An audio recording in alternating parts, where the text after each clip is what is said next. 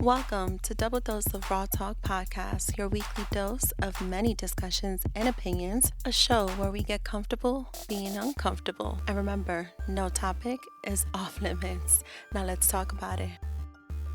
I am. All right. Yay! So I swear I'm a singer. I'm not. But I get so excited that I start to sing sometimes. It's disgusting. It I love really is. It really that. is. I swear I'm a singer. Shout out to a good podcasting friend of mine, Courtney. Today that we're recording is his birthday. And I swore I was gonna sing him my best Rihanna version of Happy Birthday. It ended up being Marilyn anyway. It did not go Rihanna at all whatsoever, but it entertained him, so that's what matters. But shout out to him. We are recording on Court's birthday. Definitely an old guest that has come on the show. So I'm sure he's gonna listen to this too. But in my best voice here. Welcome back, guys, to another week and another episode on Double Dose of Raw Talk podcast. As always, I'm your host, Miss D, and today, y'all, I am so excited to have this guest here today to have a very open and liberating conversation. If you're new here, just know this is not new to anybody else who has been here already. On this platform, we get comfortable being uncomfortable, and no topic is ever off limits. And if you know Miss D, Daisy, I like to share my stories, okay? But one of the things I've always been extremely comfortable with, ever since I discovered comfortability in it, has been in my own skin, my sexuality, just who I am, just feeling very free and very comfortable in all the discomfort that I've tied into it and its growth, right? And so today, I used to do the intros myself, but now I'm like, no, I'm here giving a space and a mic to someone. I'm going to allow my guests to give their intro. So I have a pretty dope guest today. And would my guest please introduce yourself to the Double Dose of Raw Talk podcast listeners? Yeah, thanks for having me. My name is Ana Lopez. I'm an MSW and an MED. I love having letters after my name. I am a certified sex coach and a doctoral level sexologist. I'm the owner of Sex and Spanglish and the founder of La Sirvenguenza Symposium. So I work with Latina women to shed the shame they have around sex and sexuality, and I teach them how to have guilt-free pleasure. So particularly as it relates to sex, but that could just be like sitting on the couch without feeling like super guilty. So yeah. I love it. It's just sitting on the couch without feeling super guilty. That is so dope, honestly. Also, sex is Spanglish, y'all. You have to be there to know what that's like. But I love it. I okay, this is so meaningful to me because um growing up, right? I would never be around the conversation with the ladies talking so freely. Except, and I don't say names here because I never like to incriminate anybody. So if any of my family members are listening and you were there, don't comment, don't say it, okay? But when somebody was getting married and there was a bachelorette party, okay, and we had dancers come on board, all of a sudden all the ladies felt comfortable, right? And they would start Mhm. talking and all this stuff. But for me, it just became a thing of, well, why are you guys so different? Like, why are you ladies so different when it's just in private with the ladies? And then like in front of everybody else you weren't, and it wasn't that they were being fake. It's just there is a stigma in growing up very Latina that it just there was no comfort in being able to be open, right? I never saw it. Okay, I remember I would see some of the the moms. I can't put on the skirt, it's too short. Who's gonna say that? Or this, that, and the third. Like I remember these things. Y'all, Miss D has been wearing mini skirts for as long as I can remember. Okay. And it shall continue because I embrace my body. I embrace my thick legs. Even in my thinnest moments, my legs have been thick. Okay.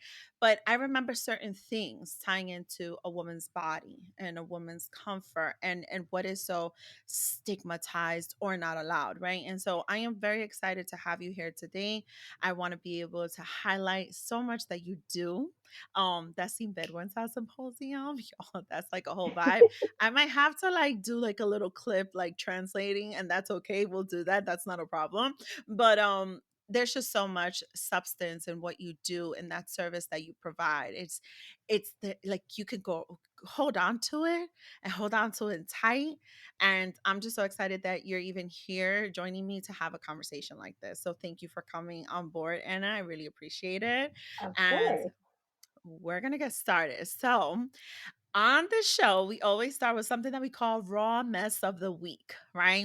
And Raw Mess of the Week is usually something of a highlight, like a breaking news, usually like social media trigger that, might be relevant to the conversation, or somewhere along the lines. And so I want to discuss a little bit of this breaking news that came out. I think it was like a week and a half ago. I don't know if you know who Larsa Pippen is. Do you know who Larsa Pippen is? Vaguely, yeah. She used to be married to Okay. Scottie Pippen, right? I know Yes, more about yes. Scottie Pippen than I know about her. But anyways, continue. We know Continue. Scotty. Yeah, we know Scotty, right? Larsa's like, reality TV. Sorry, Larsa, but listen. So it's like a whole mess. I mean, this is not even raw mess of the week. She's like raw mess of 2022 into 2023 type of shit, right? At this point. But there is something that came out. She's part of a like the that reality TV show. And during the reunion, she comes out. There's context to this, right? But she comes out and she says, for 23 years, she had sex with Scotty 4 times every single night, right? And jaws dropped. Everybody was like, what? Like, even when he was on the road, like, what are you talking about? And so, listen, in that moment, I said, all right, she's overdoing what she's saying, right? But it made me think to myself, right? It made me wonder just for 2.5 seconds, right? If you know me here, there's a thing with 2.5 seconds in me, right? Don't ask me why. It just sounds good, right?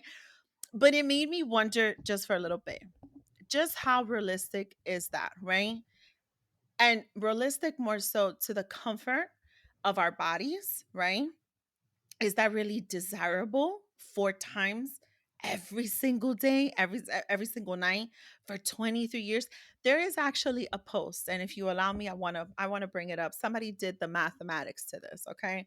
And they posted the mathematics to this. It Oh was very wow. comical when I saw it. I like died laughing. But I want to give the grand total of what this is, okay? And somebody said this is a total of 33,400 times that this woman has had sex with her husband, well, now ex-husband Uh, Scottie Pippen, right? Yeah. See, my point exactly. That's like a lot. Okay. So in the spirit of being very comfortable and connected, right? Us as women, right? With our bodies, with our sexuality, but also thinking of what that's like being committed to someone, being married to someone. Where does that comfort exist, right? In having that level of intimacy? Or does something like 4 times a night, every single night, sound a bit of a routine, maybe? A bit of, is it your obligation? Does it come with the duties? What does that sound like to you? Give me a little bit of insight on what you're thinking when you hear something like that, because it kind of threw me off. And I'm not going to lie, it absolutely did. yeah, totally. So a couple things come to mind. So the first thing is like, what are you defining as sex? Because like sex is like this huge, thing. Yeah. So what does that mean?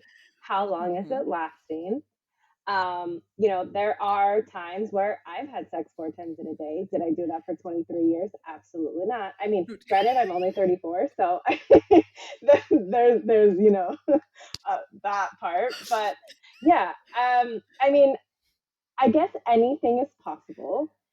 Right. And I would want to know, like, what does sex look like? It could totally be that she felt obligated to do so. It Right. could just be, not to say that she's like lying, but it's potentially she could be like exaggerating for a myriad of reasons, right? Like maybe trying to implicate him, because I also remember something about she like, I don't know, she like cheated on him. I know nothing about celebrities, She did. honestly, She did. but like Yeah, she she like did. cheated on him or something. Right. Yeah. Okay. Yeah. So then like Yeah. saying that, people are going to be up in arms and automatically assume that he was the one, because there is this societal assumption that men automatically want more sex than women, which isn't necessarily true. So I think there Right. could be some like exaggeration, whether intentional or unintentional. Um, there's like so many things that could be going on. So all that to say, Yeah. like it could be Yeah. possible, and I don't think that it's That's just my opinion. So this is why I wanted to bring this to light, right? Because something deep inside me said, I know Anna's going to ask the right question, right? So it's like, well, how long did it last? And what exactly do you define as sex, right? And those are the first two things that actually stood out to me. I said 23 years is a long time to be with someone. And so looking more or less what her age is today, you definitely started off young with him, right? And so thinking of who you were then and to what your understanding was then about being a wife, your duties, right? Or Mhm. what was sex then to what you're realizing sex is today at an older age, right? Because let me tell y'all, there I don't know if there's a manual on this, but somebody should have said that once you hit 30, sex is a whole new world, okay? And I'm 37. Nobody explained this to me. It's so different from your 20s. Okay. I just want to put that shit out there. But I did think about that. I did think about it. And I said to myself, wow, like to be able to say like what this total may look like, but what was it really? How has that Mhm. grown with you as a woman? I'm a woman too. I can sit here and reflect back and say, from the point that I started having sex and having that experience to where I am today, I know how that has evolved for me. I know how Mhm. I've grown as a woman, right? Through experience and just learning myself, learning my body, learning how to please myself, right? And realizing, oh no, girl, that was not pleasure. That was something different. Yeah. This is different, right? And so it made me think a little bit, right? And of course, there was a lot of mockery tied into that. Like I said, somebody like sat there and literally did the math to this, which was like hilarious to me, right? It was Yeah. hilarious. Um, it just made me think a lot more, and it made me wonder. I just wonder if anybody who isn't having that magnitude of amount of times of sex with their partner who they've probably been with 15 years is questioning their entire marriage, is questioning Yeah. their entire life, right? Totally. So, Yeah. So as you were saying that, I was like, wait a minute, we're comparing apples and oranges in the first place.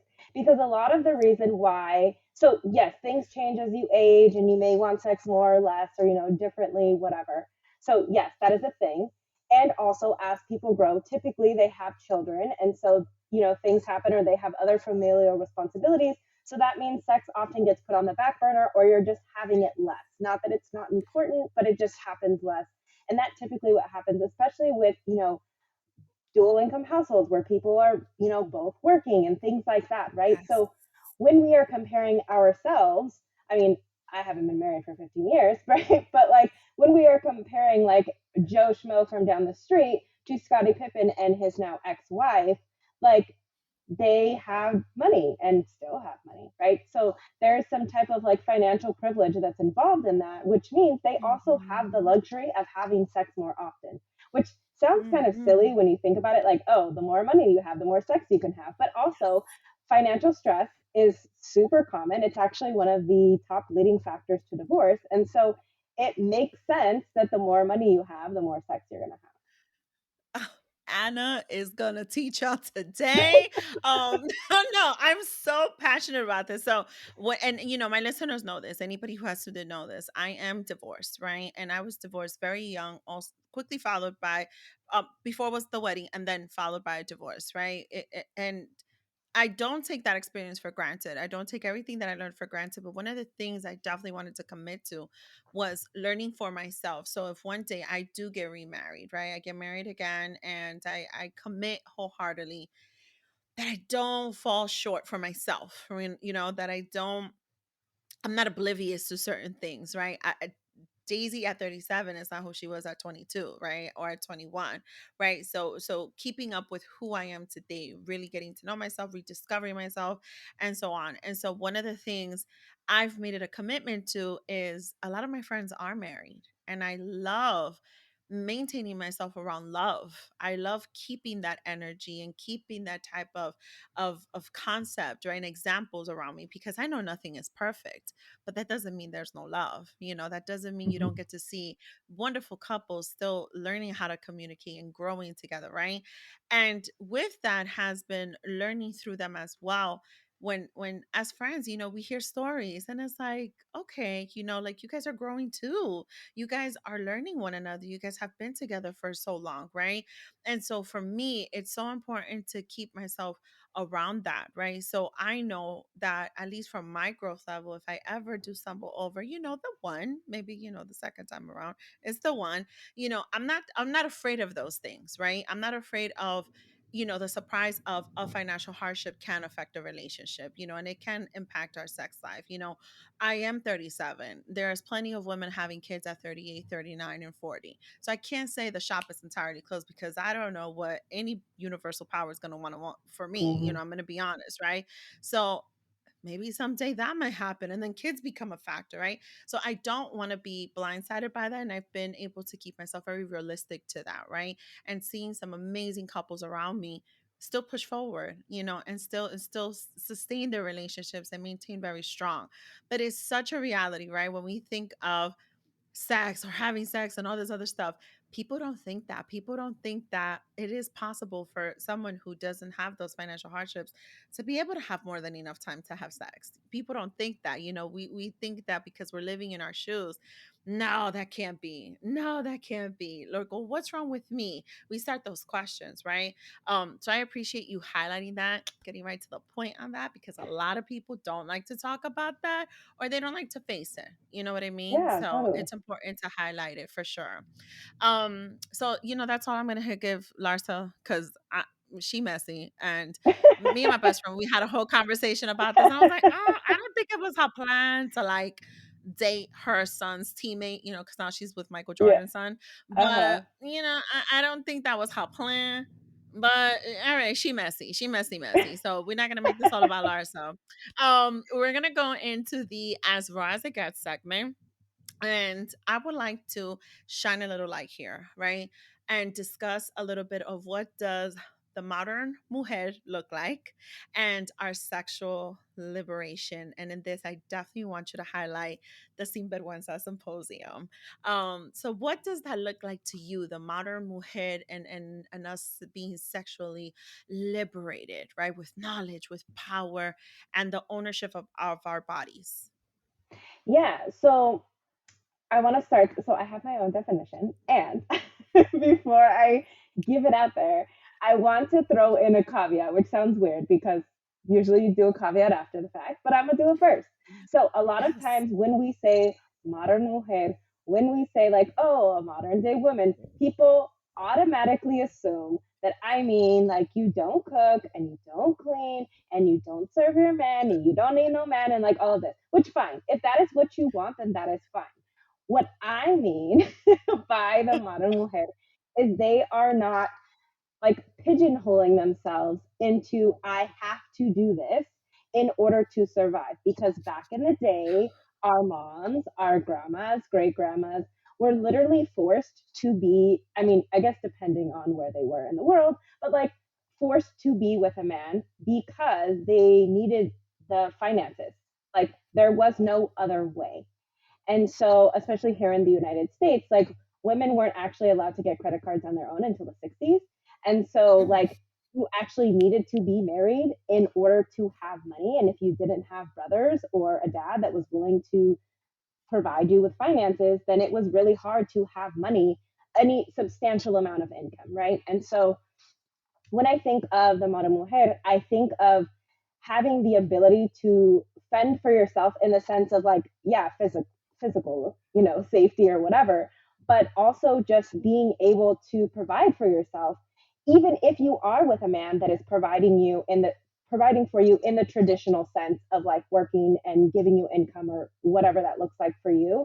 In the event that he is no longer able to, or he just doesn't want to anymore, or you decide you don't want to be with him, you are able to survive on your own as women have done for millennia.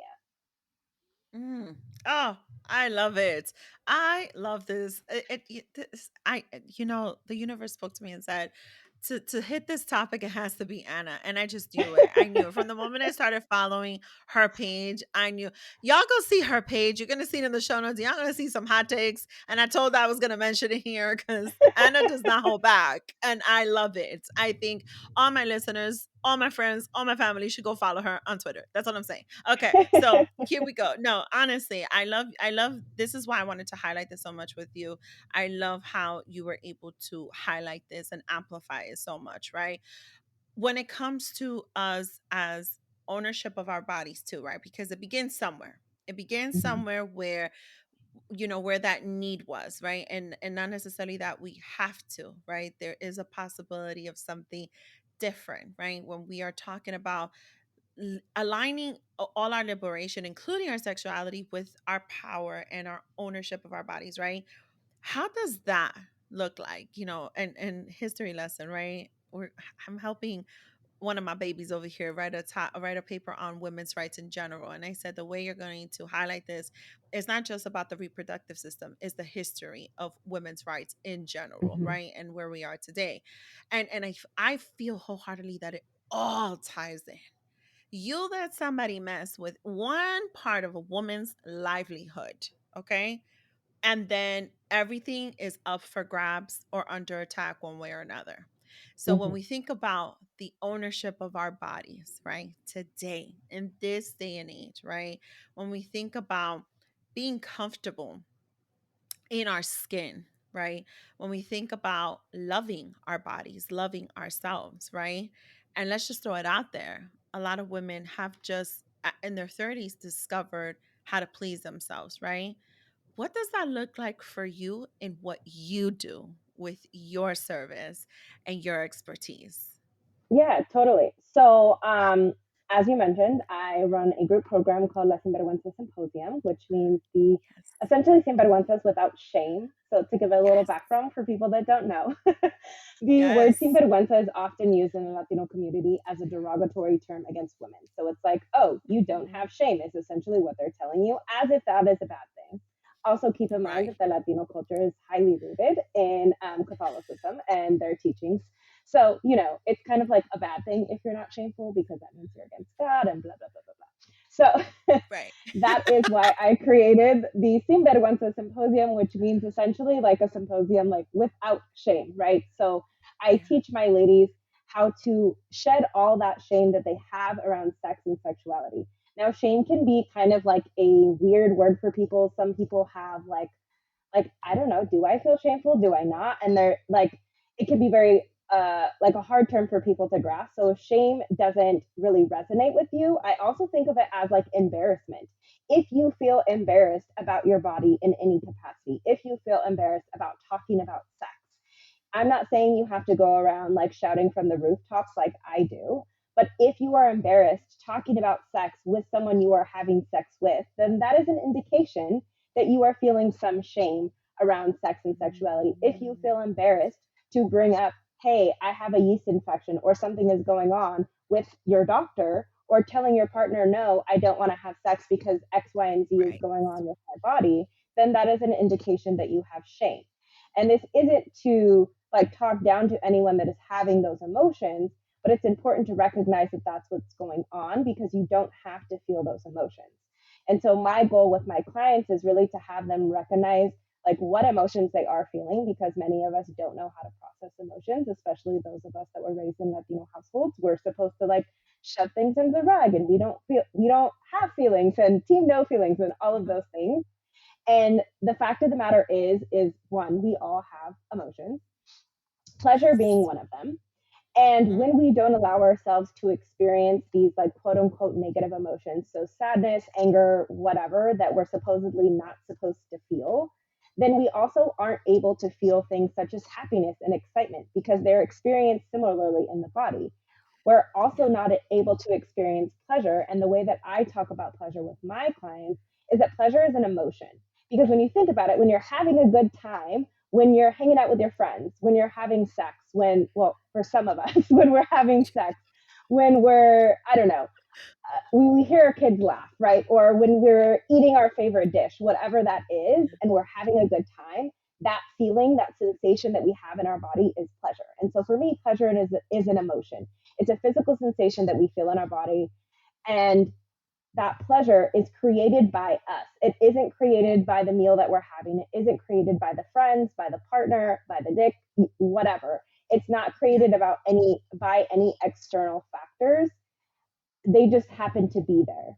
But we're taught Yeah. that like, oh, all of these external factors are what brings us happiness.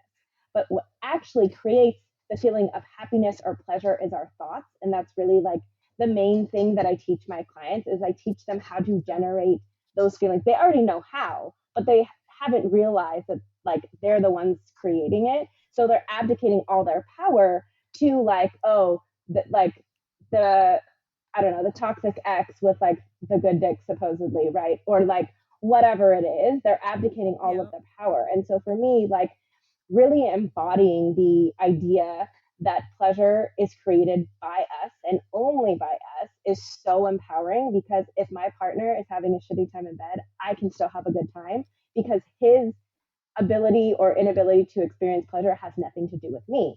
And that isn't to say that I don't want him to have a good time, but if my pleasure is my responsibility and his pleasure is his responsibility, imagine how differently you're going to show up, and imagine how much better of a time you're going to have, which probably means your partner is also going to have a better time, right? Because if your Mm-hmm. partner is in a bad mood, you're probably in a bad mood as well, and vice versa. So if you're having a good time, your partner is going to have a good time as well, more than likely. I think I answered your question. Absolutely.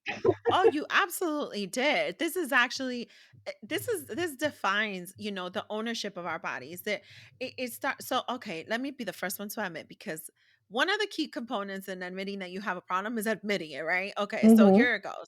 I was definitely that person who used to like tie in all of those emotions, right, to that guy, to that Mm-hmm. toxic, right? That toxic dick, right? I was that person until I realized, like, no, homegirl, wait a minute. You really have to sit with yourself. You have to rediscover yourself. You have to really be in tune with yourself, love on yourself, right? Understand that this comes from within me, right? And the reason why I realized I had to do that was because this is why I was like totally, I'm going to say the word for lack of better wording right now, rejecting others, because I was tying it into, well, that guy is not giving me what he gave me, right? So I'm just not feeling that. Mm-hmm. And it's like, no, this is my responsibility. I have to do this work. This is the Yes. part of me that got lost in the sauce. And so Daisy got to rework this, right? I realized that. I'm not gonna say a little too late, because I don't believe it's ever never too late, right? But I did get to realize that. And I don't think that a lot of us women, right, even in our 30s, right, considering years that we may have as experience, or maybe some who started at a later age, right? I started at a very young age, right? I feel like because it's never been like a safe space for us to talk about it, right? Or because the one who does talk about it all the time sometimes is made to feel like, oh my God, did you just say that? I can't tell you how many times that has happened to me. And I'm very comfortable in speaking about it in general, right? But I can't tell you how many times it's happened to me. And it's like, I know you bitches are not prudes. Like, I know this, I know this for 1000%. But it's made me realize, what is it for them that makes them feel a little bit like shameful or like embarrassed to talk about these things, right? Why aren't they feeling in their own power, right? To be able to be comfortable to have these conversations, because in actuality, it's one thing to like sit here and talk about that sexual experience. It's another to talk about real conversation for us as women of what we're comfortable with, what we're not comfortable with, right? How did I discover this? How did I try this out? How did I learn myself, right? Am I able to feel comfortable enough to tell my partner, no, I don't like it this way? Or yes, I liked that. That was great. And again, that's all coming from how I felt in that moment, right? They're not mind readers. I cannot tell you how many friends that I know are comfortable enough, but then you have those few that are like, well, he's just supposed to know. And it's like, no, that's not how this works, right? Do you know? That's the first question I ask. Do you know what you like? Do you know what makes you feel good? Do you know in what moment you feel great? What makes you have that feeling inside you that makes you feel warm, calm, at peace? Because even that has been a wake up call to me, Anna. What I used to think was pleasurable, I'm now discovering, oh no, no, there's other emotions to what pleasure is for me. It's different now. And again, I tie this into in the 30s, y'all, because in my 20s it was a whole different ball game. But in the 30s it's so different. And I don't know if it's an age thing or just like with time, the growth, right? The self-discovery, right? So I love that you just highlighted that so much. I have a question because this is actually in my notes, and I'm like, I knew this is why I wanted her to talk about the Sirvenguenza piece, right?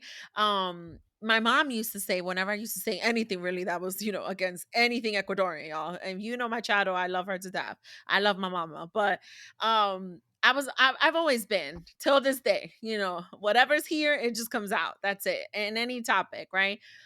And she was saying, no te da vergüenza, aren't Mhm, you embarrassed? Aren't you ashamed to say? And I was like, no, why? We're human. Everybody goes through mhm, this. Just nobody says it. Like, what the hell? Like, what's wrong with you? Like, why would I be embarrassed about something like this? Like, I know I'm not the only one.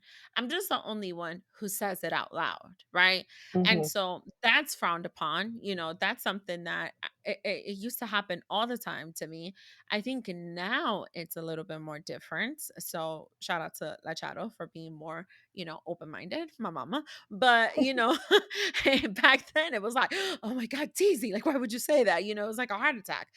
When it comes to shame, I want to know from your experience, but primarily with clients, and even just on the platform you have created, how do you put in the work to encourage women to not feel shame or embarrassed or ashamed in general, to not identify with that or help them through it just by everything that you put out there? What is your commitment to that piece with the platform you've created? Yeah, so I heard this somewhere and I wish I could figure out the name. I swear one day I'm going to figure out who said this because I have no idea who said it. And I know I heard it on a podcast. The problem is it was a guest. And anyway, so the person that was on the podcast, who I don't know the name, said Mm-hmm. that shame has no name. So essentially, Mm-hmm. if you do not talk about it, whatever it is. In this instance, they were talking about money, but this goes for sex, this goes for, I don't know, drugs, any other Yeah. taboo topic that you can think of. Yes. If it has no name, then that is grounds, like breeding grounds for shame, right? Because if Mm. you have nothing to hide, there's nothing to be shameful about. And so I do this in multiple ways. I think the first way is just me sharing my story and sharing information on all the social media platforms that you can Yeah. think of, being on Twitter, Instagram, Facebook, all of those, TikTok, all of those things, just showing up. And also, I think showing my face as well. So it's one thing to show, to like use words and all of that, and that's great. And I think about showing my face and also doing it in Spanglish and sometimes just in pure Spanish, simply Yes. because, and also referring back to like the Latino culture, because it's Yes. like, oh, okay, this is just like another, it could be like, oh, this is just another white person like talking about sex. Like, okay, fine. But when people Right. see themselves in me, that is a way for them to be like, oh, this is for me too. Like, this is okay for me too. And again, I'm not saying that people got to go shout it from the rooftops like you and I are, right? Like, Right. but just seeing that other people are doing it, it brings this sense of like groundedness, the sense of comfort that like it's okay to do so.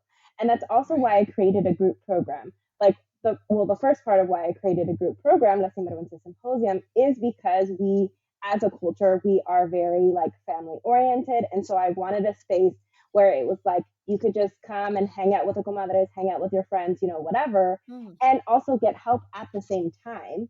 And Right. also, if you're seeing, again, a bunch of people talking that look like you talking about the same things, then it's like, Mhm. oh, this is okay, right? Like it's Right. fine. And what I also notice brings a lot of shame is because people, yes, they feel shame because on one end they feel like they're not supposed to or like they're going to get in trouble, but also Right. because they don't know what they don't know. So they're embarrassed to admit that they don't know, right? Like, I don't know about my own body. How am I supposed to tell my child? So I'm just going to tell my child what my mom told me, which oftentimes means Mhm. nothing or very little, or what I learned off of, TikTok or whatever. And sometimes it's misinformation and sometimes it's not. But a lot of times it's not the entire truth or like all of the information. And so, really, just by educating as well, just even if someone never works with me, just by learning the basics about their body, about sex, all of those things, really learning all of those like old wives' tales that your mom told you are like not Yes. true. you Yes. it's really a way for you to have confidence in your own body, because that is a lot of the reason why people don't have confidence in their own bodies, because they don't know how their body works. I don't know how many Yes. people I've talked to that are like, have multiple children, and they're like, oh, I don't even know what my vulva looks like, and I'm like, well, that's interesting, but like, let's talk about it. Yeah. um Yeah. yeah. No, you're right. You're absolutely right. Um, this just came to my mind when you were explaining this, right, about children. I remember that the virginity talk, okay? And it went like this. If you let a boy touch you, that's it, you lose your flower. That was the virginity talk. It was tied into a flower. Why was it tied into a flower? I don't know. Lo and behold, my name is Daisy. Don't ask me if it was the daisy flower. No, but it was tied into a damn flower, and that was it. That's all the explanation I got, because on top of that, God forbid we mention sex education. That wasn't either tied into anything, because then to explain sex education, you got to explain the body. You have to explain, this part and that part, and his and her. You have to explain so much. Then it gets even bigger, right? Then going to school here and discovering that, oh, it's not just a boy and a girl. Oh, okay. So now we have to learn something else here, right? And I never had those conversations or that education from home. There was never opportunity for that at all. And realizing it now more and more, it's so deeply rooted into these cycles, right? The and I call them vicious. I'm sorry, I have no other word to call it other than vicious cycles, where it's that same storyline. Oh well, if you let if you let him touch you, that's it. You're deflowered, and that's it. That's the end Hmm. of it. There was never a real education basis on understanding things, and it makes me wonder why. Perhaps, maybe, I mean, I would love to say this is why it's still happening today. We still have teen pregnancy, but back in the day, teen pregnancy was like huge. Hmm. Pregnancies at a very young age was happening because they did not understand a lot, or there was no education, or you just were not allowed to talk about it. And so for me, the other day we were talking about our birth stories, just a group of grown women just talking about birth stories, and we didn't realize that our children were listening. And our children are teenagers, okay?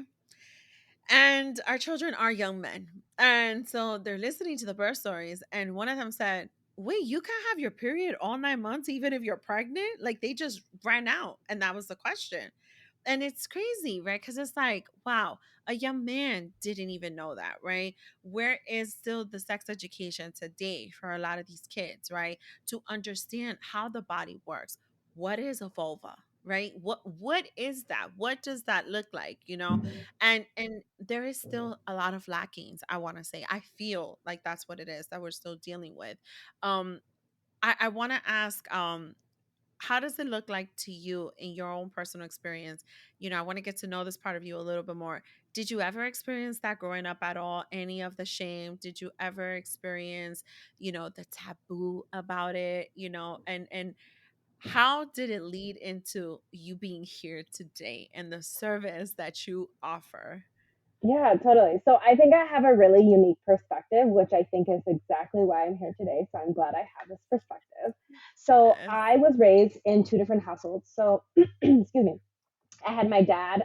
My dad is Mexican, and his wife at the time was also Mexican. And Mm, then my mom is actually German.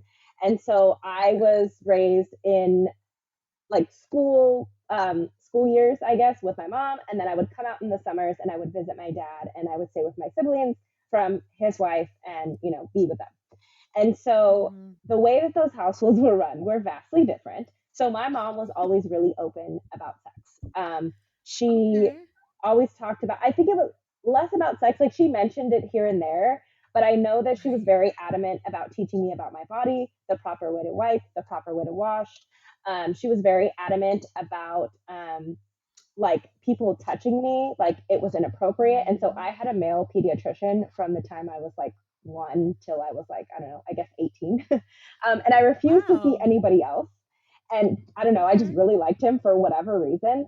And so my mom would always go with me whenever he like examined me, if I had to do a physical or whatever. And I just always remember her telling me, this is only okay because he's a professional, he's a doctor, and I'm also here in the room, and his nurse is also here in the room. And he would be telling me the same thing, the nurse would be telling me the same thing. And so I just really remember like them being really adamant about that. So I was never really ashamed about my body or anything like that. I also, from a Right. really, I still hate clothes, but I always hated clothes. So I was always like running around naked. Whereas my brother from my mom was very, I don't want to say a prude, but he was very like modest, very conservative, wanted to cover up. And I was just like, I don't let it all hang out. I don't care. So I Love don't know it. why I was just always like that. So it was like I never felt like I had to hold myself back from like asking questions or anything like that. And then when I would come to my dad's house, it's not that I was necessarily asking questions or Right. inquiring about things, but I noticed that the conversations were very different. And it was very like Mm, almost as if I was like the black sheep, even though I was like the youngest one. It was almost as if I was the black sheep because I was so outspoken and I was a girl, and that's like, weird or whatever. yeah. And then as I started getting older, I have some cousins that are, I don't know, maybe 4 or 5 years younger than me.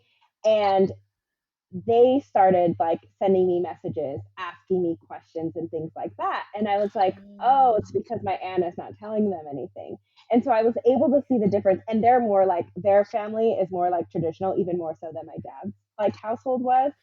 And wow. so Okay. um, I was like, oh, okay. I see how I could vividly see like the difference between like even Yeah. those three households, right? I was also raised, so Yeah. my mom was a single mom. And so I spent a Yeah. lot of time when I was like during the school year, I would spend a lot of time at like my friends' households. And they were all Yeah. different levels of like assimilation, I guess. Like they all had different levels of assimilation. And so seeing them and how Yeah. they interacted with sex, I swear it was like a longitudinal study that I didn't even know I was doing. But it was so Right. interesting in just seeing like the different ways in which people were like able to speak about things, to ask about things. And then when me and my friends would talk about things, or me and my cousins, and I'm like, oh, they don't know these things. I thought everybody knew these things. And Right. so, yeah, I never really felt shame about that. And where it came for me was like, I felt like I had to choose between my culture and like my love Mm, for like sex, and not in the act, like the sense of like the act of sex, but like I was just really curious about like the anatomy and like all of the things right. behind it, everything that's involved. And I really felt like I had to choose between my culture and sex because I was like, oh, well, we don't do this as Mexicans, so I guess I'm not supposed to, right? And so Mm, I felt like really stuck in between for the longest time. And then once I graduated, I was like, well, whatever, who cares? So I'm just gonna go. And I graduated high school, and it was just like, well, we're just gonna do. I decided I wanted to do sex therapy, and then I realized yeah. that I didn't want to do sex therapy, and that ultimately led me into coaching. And I was like, okay, well, I can teach on my own. I can open my own business. And so I just was bored one day and decided to open a business. And here I am 3 years Yeah. later. Yeah. Yeah. No, for sure. I honestly, the more I realize now, I feel like it's so relatable to me, the idea of being looked at as the black sheep. One of the things I definitely broke the rules, one of the many rules, right? Because your girl was a good student, but your girl was breaking rules. I mean, left and right, up and down, all around. And my mom, like, she loved my report card. And then she would see like my absences, and clearly I was cutting class. But my grades were great. I will say that, right? I feel like one of the things for sure was, DZ had like a boyfriend at a young age. And so the immediate assumption was, oh, that's the boyfriend. She's going to get knocked up. She's going to get pregnant. This was going to, always thinking like the worst, right? Like as if there was no opportunity. Me realizing that I wasn't getting any sex education at home, that I could possibly educate myself, or I could possibly go and seek resources to educate myself, right? Which for me, that did become a huge important factor for me.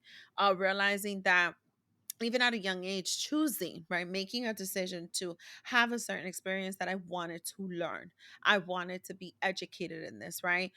Because I wanted to make sure that, for one, it was a piece of, well, I don't want to catch anything, right? I want to be careful. I want to be respectful to myself, like what I define to be respectful to myself, right? But I remember back then, it was not really the process of, oh, discovering what's enjoyment. Knowing what I know today, that's not what it was at all whatsoever, right? And so that's where I could definitely say, there has been an evolution in that alone, right? It kind of like started with what that educational piece was, right? And that comfort level was. And then today, I can honestly say, okay, I got that down pat. Now it was more of a focus of, what do I like? It's not so much what do I know, but it's more so, what do I like, right? Realizing, oh, it's so funny, right? I'm gonna give TMI here, y'all. Your body changes. Like, for us women, your body changes. I had to like go to the like, am I losing it here? Like, does it, like, it's not as wet as before? Like, I've had to ask like questions like that. And it's so much to it. It's so much to being comfortable in your body and understanding your body and learning that there could be so many other things happening around us, to us, right? That can impact enjoyment, pleasure, the feeling that we could get. So knowing, no, noticing today, right, how it started for me as a child. For me, I like to hear what that looks like for everyone that is interested in opening up a little bit to having the conversation, because I find that there might be something tied into that past. There might be something all the way down there from when we were children that just might be the thing that has us where we are today. Whether it is a feeling of shame or not, right? For you, did you experience any hardship, like having to go between the two homes at all? Like, even with that, realizing that what was comfortable in one may not have been so comfortable in the other in certain instances. Was that difficult for you? Yeah, I think it was more of a sense of, like, I guess belonging. And it was like, because I felt like I was two different people. Like, I was like one person at my mom's, and then I was like one person at my dad's, and I was like, okay, this is weird. Like, Yeah. and not that they, and obviously it was like totally in my head. Like, and it was just because of like, it would be like you being raised with your parents, for however many years, and then maybe getting adopted by an entirely different family. And so it was just Mm, vastly different, the ways in which like they ran their household and how they talked about things and all of that. And so I was like, okay, well, we don't ask questions here.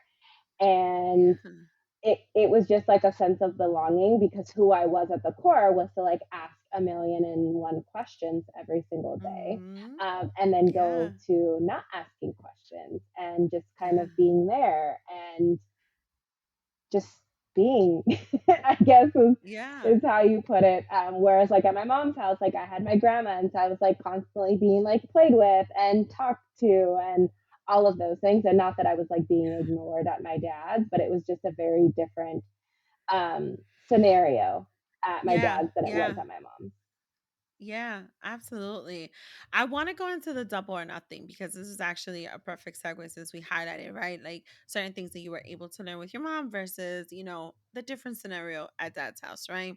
When we're thinking about the many different scenarios we can find ourselves in the double or nothing, this is where we kind of kick it up a notch a little bit. We make it a little bit more deeper and controversial here, okay? I want to highlight what has been, just in general, right? Because I know there is privacy to this, to respect with your clients. And like I said in the show, we never incriminate anybody.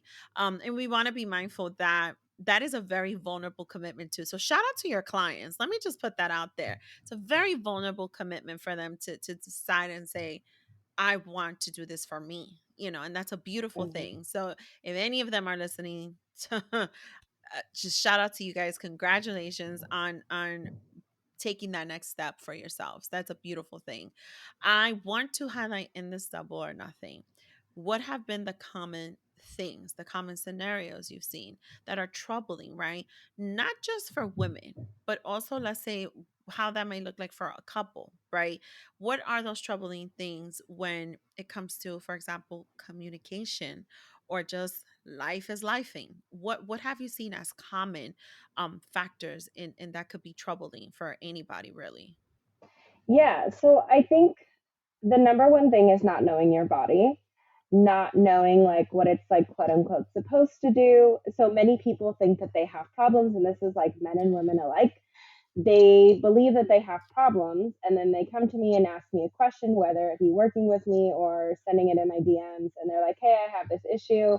And then I actually give them the actual information because they have misinformation, and it's like, oh, the problem is resolved because you were just somehow like googling it, or I don't know what they were Mm, doing, but somehow had the wrong mhm, information. So I think a lot of it is misinformation, not knowing their body. You mentioned mind reading earlier, and so a lot of people are under the assumption that they are great communicators because they just say what's on their mind. But right. communication is literally just sharing words. So whether that be a text, a letter, I don't know, post it on Facebook, whatever, or just verbally saying it, that is communication. Effective Mm, communication is what is important. So I was just telling my clients the other day, like, you could literally say exactly what it is that you want, and someone could misinterpret that. And I like shared an example. So like my partner came home and he worked like a 16-hour day. So he came home and I met him at the door and I was like, hey, how was your day, whatever. And he was like, oh, do you want to go grab dinner? And I was like, in my mind, I was like, oh, I wasn't expecting him to want to go get dinner after working 16 hours, but okay, fine. I was like, yeah, let me get dressed. So I go and get dressed and I come back and he's like, gonna get in the shower. And I was like, oh, where are you gonna want to go? And he's like, what do you mean? I thought you said you were gonna go pick up dinner. I'm like, oh, okay. I understood. I was like, yes, I will go order something and go pick it up and bring it home. But I understood that you wanted to go out for dinner. Okay, that's fine. Yeah. And so he's like, yeah, why would I want to do that? I was like, I thought it was weird too, but that's what I understood. So. And so I was explaining to my clients that, like, this is a perfect example of, like, you could both be having a conversation and be on two completely different pages. So it's super important mhm, that you're clarifying what it is that your partner is saying to you, that you are like, even if you feel like you're over explaining, because there are a lot of people that are like, well, my partner should just know. No, that's not true because everybody is different. We have this like assumption that every woman likes this thing and this certain way, and that's not true. And so right. if your partner is just treating, like, basically what your partner is going to do, and I imagine women do this as well, is we get into a new partnership and we're like, okay, well, my last partner liked this, so I'm going to do this. Well, maybe your Right. partner doesn't like the this that you're doing. And so you're probably not going to like what the last lady liked, right? And so it's super important that you are figuring out what it is that you want, trial and error, and really explaining that to your partner as best as you can. Yes. Oh, I appreciate you saying that because I always say you have to communicate, right? But then it's like, well, what did you say? Mm-hmm. How did you say it? Right? What did he say? Okay, this is what I heard. So, Mm-hmm. what would you like? One of the things I said recently to someone, I said, "What would you like to say?" And the person said, "I said, okay, what if you said it like this?" Oh my god, that was so good, and I was like, there's so many different ways to say the same thing, Yeah. right? And listen, I only know this because it only took a divorce for me to learn certain things, right? Like it did, but Yeah. I'm okay with that because unless you really like look at it from the outside, like it's so easy to miss. And listen, even in dating, let me put this shit out there. Even in dating, like don't get it twisted. Some of these guys are like very difficult to date, but I realize even in the communication piece of it and the effective communication, it is so easy for people to make assumptions over a Mm-hmm. simple decision, as in, well, where do you want to go? What would you like to eat? I'm getting to know you here. Let me get to, are you interested in this? Do you like this? Yeah, no, never. And it's like, okay, you got to give a little more here. Like, that's not giving me hints. That's just like helping me cross things out, and I'm not getting any more options. I would like some more detail here to know what we can do. Mm-hmm. So even in that, in just a conversation, it is so easy to get lost either in assumptions of, well, I think this is what the person meant, or I'm assuming it's this, or even from the other side, well, you should know, or like, why don't Mm-hmm. you just come up with something? And fun fact, guys, it irks me, it irritates me, pet peeve at some point. Like I can't do it. I cannot do it. It's really hard for me to be able to maintain engagement in that. And so I find it very difficult to date these days. But nevertheless, moving on from that, one of the things that I also want to highlight with this piece of conversation that I think it's so important too, and again, without giving too much detail, be respectful to your clients, I want to know if you have seen a lot of stigmatism still surrounding women and the comfortability with sex toys, and how does the opposite, their partner, feel about that, because I've had some experiences witnessing things, and I'm wondering if you've encountered anybody who says, I want to try this, but my partner's not going to be down for that. Like, do you still see that happening today? Yeah, totally. It's very common. And again, like if you want to do it and your partner does not, then that means that you just get to use it on your own, right? Because Okay. what I've really noticed is that, and this doesn't just pertain to sex toys, this pertains to all the things, is that there's Yes. like this idea that if we ask for something in the bedroom, that it's automatically assumed that our male partner is going to be accepting of it. And if he's not, then that Mm-hmm. means that he's rejecting us. But if we Mm-hmm. don't want to do something that they want to do, that doesn't mean we're rejecting them. That just means we're rejecting what they want to do. Right. And so it's like, Mm-hmm. it's so weird to me that this is like happening. Like, I'm not sure how it Mm-hmm. happens, but I always tell my clients that, like, that is a form of manipulation if you're trying to convince your partner to do something. So it could be that your partner just is like, has a big ego and is like, no, I don't want to use sex toys. And if you want to use sex toys, you totally still can. You just maybe Yeah. can't use them when you're having sex with your partner because that is their boundary. And any like convincing them otherwise would be manipulation. I also see Mm-hmm. a huge emphasis on like, oh, if I got this specific type of sex toy, then I would be able to orgasm. But again, like there are sex toys that do hit certain parts of your body that can, promote orgasm, but it's not the toy because there are plenty of people that have orgasms with specific types of toys, and there are other people that still don't orgasm with that same toy, and vice versa, Mm-hmm.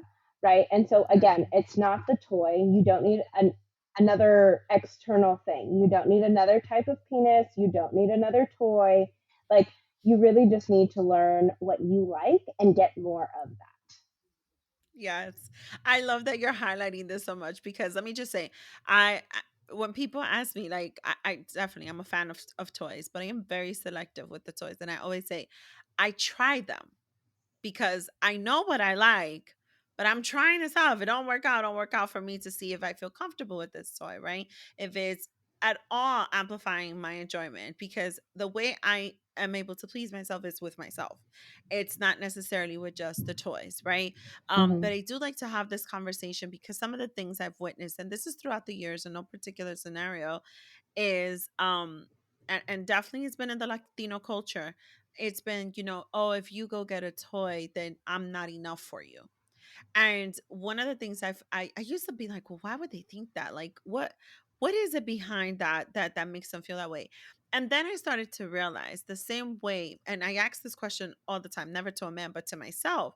I wonder if it's a shame thing or an embarrassment thing ingrained in a man from maybe early on, or as they're being taught about sexuality as well. Is it something that they feel embarrassed about as opposed to being able to even have the conversation? Because I see a lot of rejection to it, as in, well, if you want that, then you don't want me. And I've seen Mm-hmm. that so much, right? And so if we're gonna talk about what it looks like in our community, we can't just talk about how it looks like for women. We also have to talk about how it looks like for men too. And Yeah, I started to totally. realize recently, to be honest with you, what is your insight on that, or your opinion on that a little bit, when it pertains to men?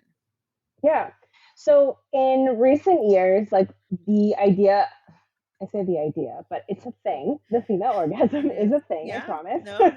Yeah. But It is. it's like more common knowledge, right? Like there actually is still people that are like, I don't know that that exists. And okay, fine, whatever. But it is more commonplace to talk about female pleasure, the female orgasm, all of that. And within that conversation, somehow we started abdicating that responsibility to a penis, right? Or to Oof. a toy. And that it's not us that's creating that pleasure, it's that thing. So either that penis or that toy. And within that, that creates a lot of pressure for men because it's now it's like women are like expecting orgasms, which is not a bad thing. But when you are expecting your partner to give you one, which is not what happens, then it can Mm-hmm. be a lot of pressure for a man. And their egos are very, very weak, unfortunately. Yeah. Yeah. So it is, a lot of pressure. Like if you were expected to make your man ejaculate every single time you had sex with him and it didn't just happen like it typically does, Mm-hmm. then you would likely feel a lot of pressure as well, right? So I really think it is like the same messaging that women are getting that is preventing them from experiencing sexual pleasure on the regular is the same thing that is putting this pressure on men to like make sure that their women are orgasming, otherwise they're bad in bed or they're bad partners or whatever. Mm-hmm. Mm-hmm. I love that you just said that because if there's one thing I don't like, I perform very well working under pressure, like when there's a project due. But when it comes to sex, I don't like to feel pressure. I don't, right? And so that is actually very truthful. Again, I don't incriminate anyone, but I've had experiences with partners where ejaculating is not that easy and it had nothing to do with me. And that was something that they felt comfortable enough to tell me, like, listen, I don't just, I don't ejaculate quick, so don't think this is anything to do with you. Like, I enjoy everything we're doing, I enjoy what you do, but this is just me. And I was grateful for that because at one point in the beginning I was like, am I, did I not, what's going on, because I don't know. But it took conversation for me to understand, right? It took conversation, open conversation, comfortable conversation, to be able to share that. Because I could imagine, and looking back on it, we were being very intimate here. That was a vulnerable moment for him to be able to share that with me, right? And so I appreciated that so much because you don't get that too often, let me just say that. But your girl right here does not like to feel pressure. I like to be open minded. I like to try things. I like to be able to have conversation about it, to know what comfort looks like for another person, right? Consent is very huge for me too. Let me just put that shit out there. But I like to have the conversation. I do. I like comfort tremendously. I like comfort because I get a good feeling from comfort. It's a great feeling to be comfortable with someone. So that is very, very much so important to me. I want to have one last conversation with you on this topic, a little bit more, again, on the double or nothing. We tend to uh, put it up a notch a little bit. With the programs you offer, there are a lot of gems, right? The Sirvenguenza Symposium. Highlight that a little bit for me. How long is that program? Before I go into the last question with the double or nothing, how long is that Yeah. program? So I just changed it. So it is a year long. It used to be 6 months. And I was like, oh, people are just warming up and they want more. So I do have people that Okay. are in like their second round now. So it is a year Okay. long program. It's rolling enrollment. So you can essentially sign up whenever, but you would start at the beginning of the month. So if you signed up, like, what is today? March 27th, and the next start date is April 1st. What comes after April? May, May 1st, May. etc. Yeah. So Yeah. Yeah, that's amazing. Is there what from you learning with this program, because I love that it's this long, right? What helped you make that decision to extend it, right? You're just warming up. Like that the journey could look so yeah, different for everyone, right? But what did you learn from offering this program to your clients? yeah. So it's always been 6 months up until recently, up until like this month, Yeah. literally. Yeah. And so I was like, okay, so I had some people like decide they wanted to renew, and I was like, okay, that's fine. They just want to continue on. That's great. Yeah. And then I noticed that we are just getting into like there's amazing results happening, and it's almost like they're just getting to the good part, and then like in a movie or something, and then I'm gonna shut it off. Right? It's like they're just getting Oh. accelerated and getting going, and I'm like, oh, like Oh. they want to keep going, right? Like I have one client who when she first started didn't want to talk about sex, which is totally fine. I can totally coach you on sex without talking about sex. We could talk about whatever the hell you want Yeah. to talk about. So she Yeah. just started talking. She started in October of 2022, Okay. and she just started talking about sex. I want to say in January of this year. So I'm like, she just started getting coached on sex, which is amazing. That is And it's like, okay, amazing. it's almost as if you just started coaching. I mean, she has amazing results like outside of like, the bedroom, but it's like you were here for sex. So to just give you 6 months almost doesn't seem fair. Yeah. I also get coached. And so I signed up for Yeah. 2 coaches for a whole year because that's what they happen to be offering. So I was like, all right, let's do this. And I was like, this feels so spacious. I don't feel like I Yes. have to rush. Not that 6 months is short by any means, but I don't feel like I have to rush. I'm also a person that like I will get coached and like 2 weeks later be like, oh, that's what you were saying. And so I take a lot of time to process things. And so Hmm. I don't want my people to feel rushed, as in, like, oh, I have to figure this out so that I can Right. go and ask questions about it or get further coaching on it. Right. I want people to be able to take their time and revisit topics over and over and over again. Um, and Yes. so it just feels really spacious. And so I was like, all right, it's a year. That is amazing. Also because listen, this is a journey. So it's amazing that you're Totally. doing this. This is a journey, okay? And let this be the episode where I say it because I started this show 3 years ago, okay? I'm 37. So this started when I was 34, okay? And I swore I was in my prime. No. No, no, no, no. Let me explain something. I am still learning. I am still Yeah. learning. The way these days I feel so much joy and happiness and just feeling so calm and so like tender. That was not me. And so I know now, like I'm still not for example, when I think about physical touch, I'm still not a cuddler, right? But it's amazing how an act by someone can make you feel so good. And I'm being now open-minded to that. I realized that I was more so a woman who enjoyed the words that were being said to me, right? Something of a compliment, right? Or a recognition. And not because I needed it, but it just felt good. And I'm discovering, right, more and more who I am today, right? And how those changes are setting into place, right? And so I think it's just so amazing that you've been able to extend this pathway, for those who are choosing to embark on this journey, because the truth is time changes and we change, right? Both in mind, spirit, emotion, physical, like the entire body goes through so many changes, right?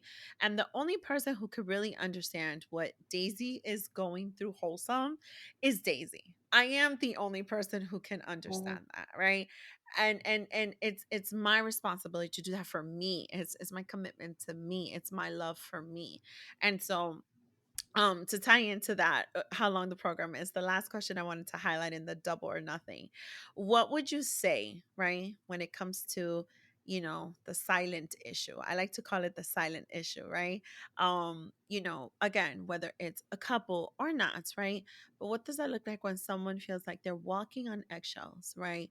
When they know something is there and it's bigger than just sex, because I'm a firm believer that it is like a domino effect in a lot of ways, both this way and this way, right? What would you say would be your best advice or suggestion, even, right? When there's like that silence issue, when nobody's talking about things, but probably should.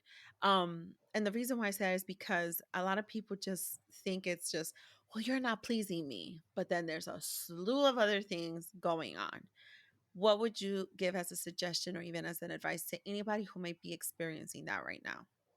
Yeah, definitely. I think it's about being honest with yourself. Like, what is it that you're feeling?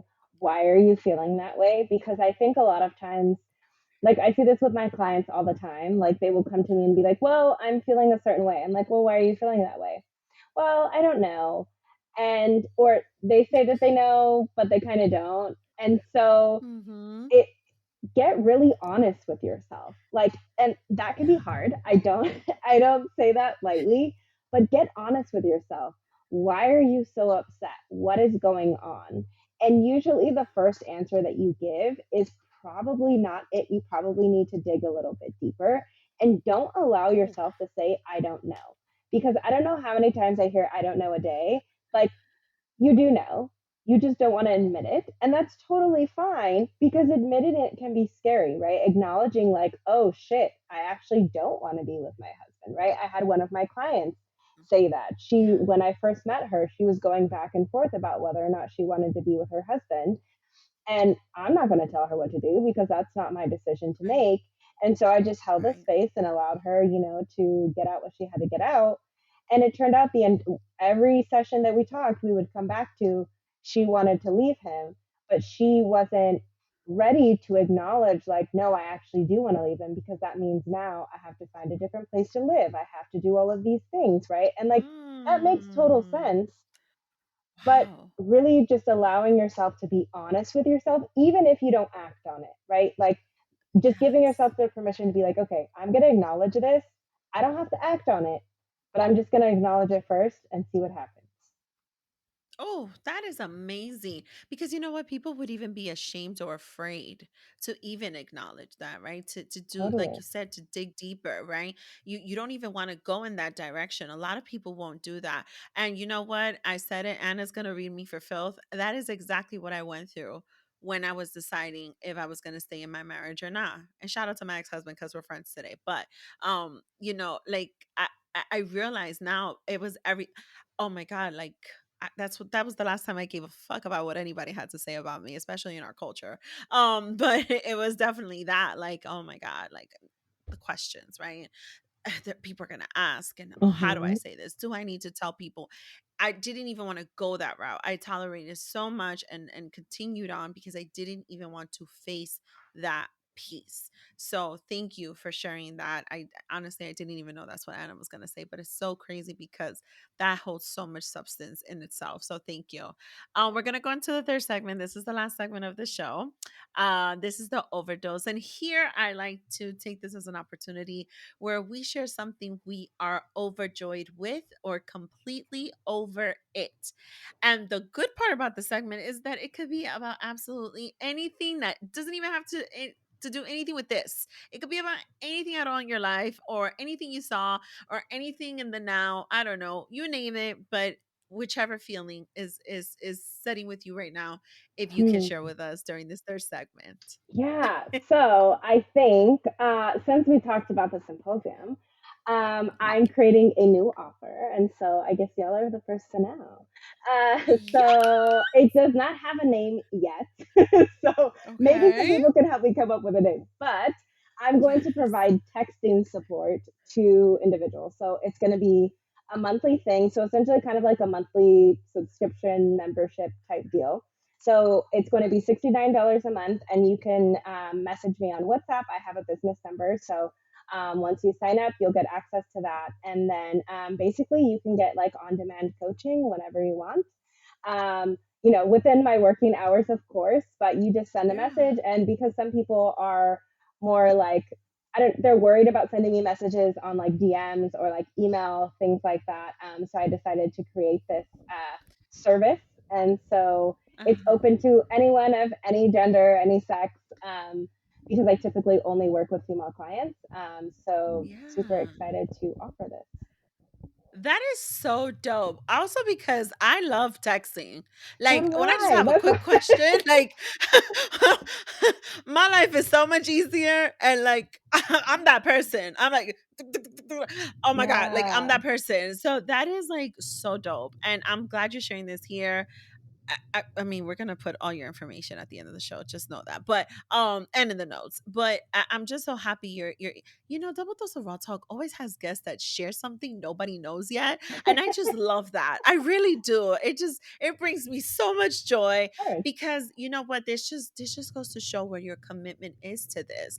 This is so much bigger. Like I really I advocate for this so much here. Yes, I've talked about my sexuality and feeling so free with it, but it's so much deeper than that. It's so much more. And, I'll talk for days about my toys. I'll talk for days about that. But it's the same way I talk about where I am with my self-love journey and my emotional intelligence journey and my self-awareness is all of that is so much amplified in my life because it all ties into each other. My entire being is going on a journey right now. And so, yes, we can do, the shits and giggles with one thing, but it's bigger than this. And I really hope people are taking this in and know that and that they're able to sit there and ask themselves that question, for them and say, hold on, is it just this part of my life? Is it all of this? Like, what is it? Right. And I hope, the listenership, and tell a friend to tell a friend. If you know any friend that could use this information, please share with them because you just never know. Shame, guilt is something very real. It is Hmm. something that like I said, I don't incriminate, but I know people who are dealing with feeling embarrassed, who are dealing with feeling a bit of shame, but also that guilt piece that they're even feeling that to begin with, and it's because they never grew up having that comfort or that safe space to feel comfortable, right? And to see a lot of them coping with things. I told one of them, I said, I am going to have a coach coming on the show and you're going to listen to that show. And I want you to get comfortable even listening to that episode and go do some research and go find out a little bit more because not everything requires a therapist. A lot of people Hmm. don't want to go that route, right? Not everything requires you having to tell your whole family all your business.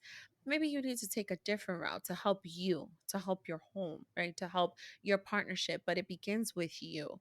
And so this is why I wanted this here in this moment. And I'm so glad that you're expanding your gems into other programs that so many others can turn to. And I'm so excited for you and to see how this is gonna go. And the day I get remarried and I have another relationship, Anna's just gonna become my coach because I ain't trying to fuck this up and I'm not trying to get another divorce. I'm just saying. Okay. I'm just not. I'm not. Anna, thank you so much for joining me on this platform and sharing so much insight. I would love for you to share with my listeners where they can follow you, where they can support you, where they can check out your programs on all social media platforms, because all of it is going to go into the show notes. But please do let my listeners know where they can follow you. Yeah. So I am on Facebook, Instagram, TikTok, and Twitter, all sex in Spanglish. So it's Spanglish with a G, not Spanish. And I'm mostly on TikTok and I love it. Instagram. Just an FYI, if you have any like questions or anything, you can send them that way. Or you can also send me an email, anna@sexandspanglish.com. I also have a podcast called Sex in Spanglish. So you could just look it up and it's there under the same name. My program, La Sinvergüenza Symposium, which is the year-long program that we talked about, again, that's rolling enrollment, but you can get on the interest list using the link in any of my bios on my social. I can also send you the link directly if that's easier to put in the Yes, show notes. that sounds Um, amazing. Thank you. yeah, so you can actually, on my link tree, you will find some free resources. I have an ebook, and then you'll be able to get on the interest list from there. And then you can also get on my email list, which is called Galosa Gossip for now. We're changing the name, but Yes. let it be a It's okay. surprise. We're going to get there. But you can get on my email list there, and that is where you will get all the information about the sex text support that is coming out in the next month. I love that just now. So, what did you call it? The Sex sex tech support. support? I was like, I don't know what to call it. I I haven't love that. figured That it is out yet. amazing. That is amazing. That just came out so naturally, too. I I know. love it. That was so dope. I guess That might that's be a what the name sign. should be. Yeah, we'll see. Well, this has been a great episode. Thank you for amplifying this with me. Thank you for giving us insight on so many different angles with this conversation. And Oh. definitely for my listeners, again, tell a friend to tell a friend. You never, y'all, the way I've discovered, you just never know who could need this Hmm. or use this for greater benefit. Please share. Please go follow Anna. You are definitely teaching a lot of us. You are yeah, you're I will say it one last time, though those hot takes, a few of them have made me like sit in front of the mirror and I'm like, "Oh shit." Okay. Okay, heard you. Like I've had to think about this. How do I submit my answer? Let me think about this real quick. So, yeah, for sure. I have no shame in admitting it here. Here we just keep it all the way raw. But as always, guys, this has been another week and another episode on Double Dose of Raw Talk podcast. I am your host, Misty, and you guys will tune in next week. Bye. Don't forget to follow us on Instagram and Twitter. And we are live on your favorite podcast streaming platform. Make sure to tell a friend to subscribe, rate, and review. Talk to you later. Bye.